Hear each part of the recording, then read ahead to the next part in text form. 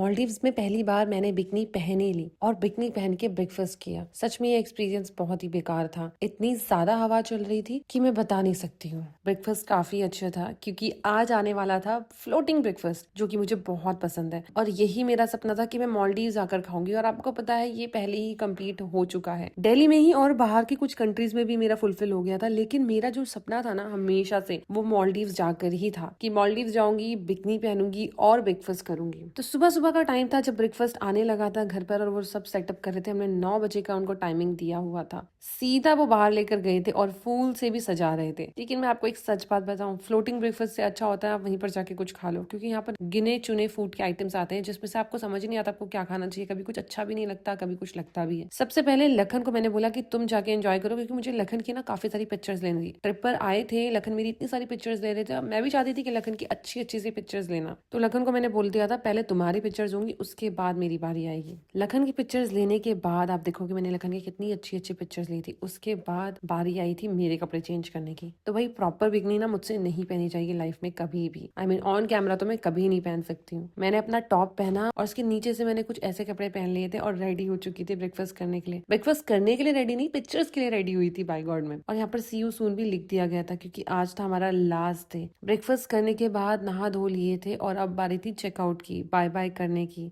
दुख तो हो ही रहा था कि आज हम लोग फाइनली यहाँ से जा रहे हैं। मैंने अपना रूम एक बारी और अच्छे से देखा और बैग्स लेके हम लोग चल पड़े बग्गी की तरफ, जहाँ पर सबसे पहले हमने ब्रेकफास्ट किया। यहाँ से जाने से ज्यादा दुख मुझे ये हो रहा था कि हमने बहुत कम दिन का ट्रिप चूज किया था। अगर 4 दिन का भी करते ना तो सेटिस्फेक्शन मिलती बाय गॉड। लेकिन इस बारी बहुत छोटी ट्रिप हुई लेकिन बहुत अच्छी हुई। हमारा सी प्लेन आ गया था, बैठ गए थे उसके अंदर और चल पड़े थे। 2 जगह स्टॉप भी था जहाँ से कुछ लोगों को पिक करना था। सी प्लेन से उतरते ही बारिश होने लगी। मैं एक सच सच बात बताऊं, इस ट्रिप पे सब कुछ अच्छा हुआ था हमारे साथ। आई मीन मेरी डेट भी नहीं आई थी।